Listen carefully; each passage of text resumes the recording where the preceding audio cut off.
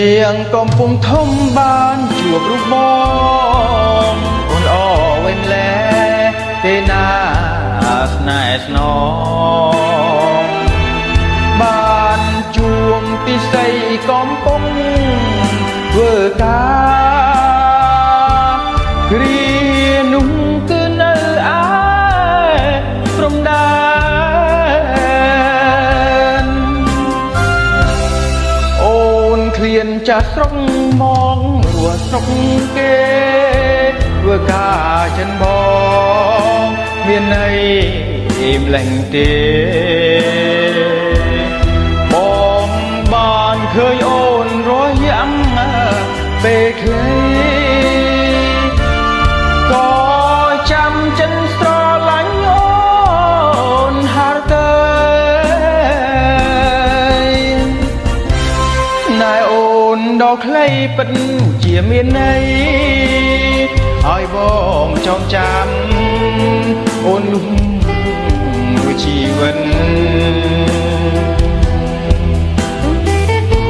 បងបានស្នេហ៍អូ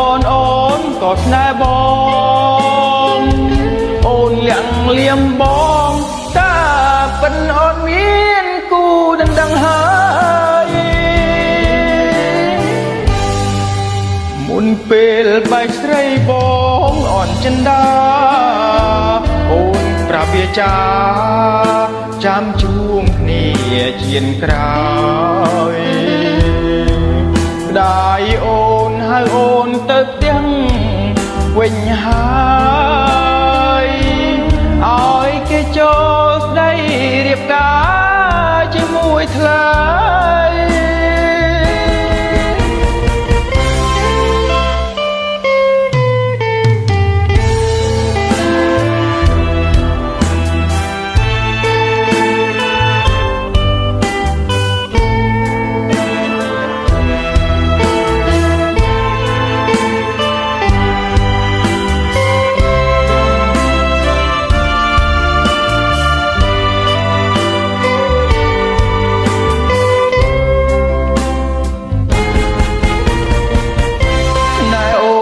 ដល់ខ្លីពិត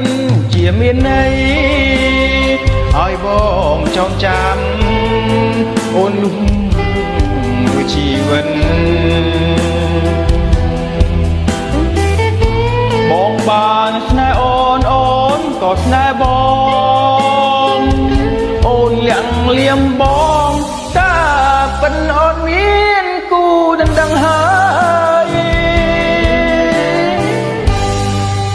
មុនពេលបែកស្រីបងអនចិន្តាអូនប្រាប់វាចាចាំជួងគ្នាជៀនក្រោយដៃអូនហៅអូនទៅផ្ទះវិញហើយ